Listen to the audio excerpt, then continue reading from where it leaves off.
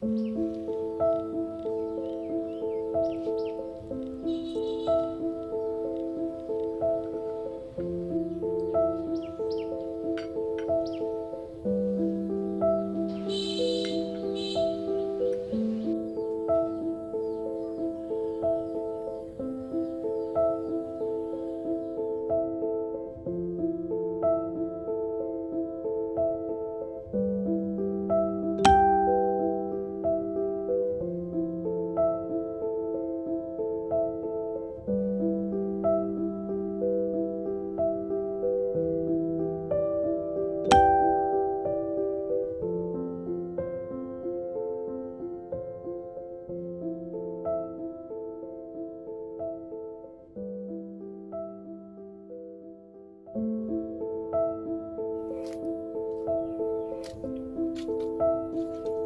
তুই নিচে থেকে উপরে আইসস, আমার একটা ডাক দিয়ে আইতি না?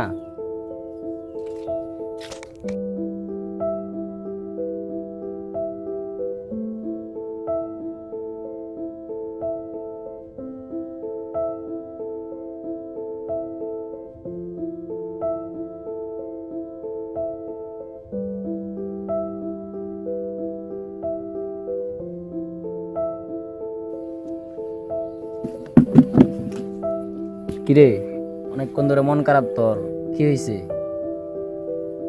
সবাই পারছে, শুধু আমি পারি নাই। কেন জানি মনে হয় আল্লাহ আমার কপালে কিছু রাখেনি। এদিকে তাকা, একটা কথা শুন।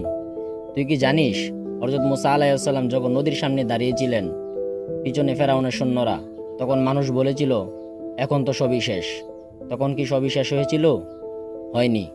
তোরও মনে হচ্ছে সব শেষ, কিন্তু এখান থেকে শুরু হতে পারে, তুই যদি আল্লাহর উপর ভরসা রাখিস। মানুষের মেসেজ দেখে মন খারাপ করিস না রে ভাই, তোর সময় আর গল্প দুটোই আলাদা। আল্লাহ তোর ভাগ্যের উপরে এখনো কলম চালাচ্ছেন।